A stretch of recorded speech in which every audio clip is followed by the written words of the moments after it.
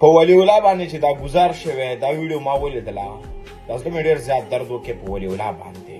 دا زمونږ خپل افغان دی، ستاسو دشمن نه دی. موږ افغانان خو ځکه پرمختګ نشو کولی که نه چې همیشه مو د یو بل خپې ویلي دي. زه یو څو خبرې کوم، الله دې وکړي چې په چا باندې بدې ونه لګېږي. په افغانستان کې مور و پلار موږ ته پیسې راکړڅ کړي دي، یا د کاکا نه یا د ماما نه یا د لا پوله پټی خرڅ کړی دی، او ته ډېرو په مشکلاتو باندې رالېږلی دی یورپ ته. تا هم مرګ سره لوبې کړي دي او ځان دې تر یورپ پورې رسولی دی.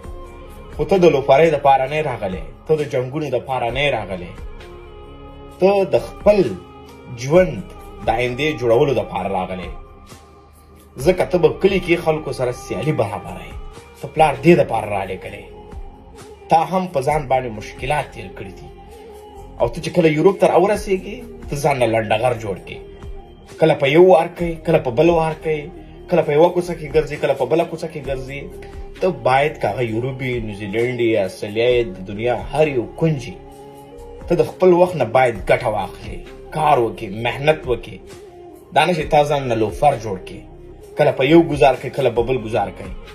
بله ورځ په ایټالیا کې په ایډلي کې زموږ افغانان سوځېدلي وه، خپلو ملګرو سوځولي وه. دا هم یو مشکلات رامنځته شوی و. د خپلو ملګرو نه بعضې وخت کې فساد جوړېږي.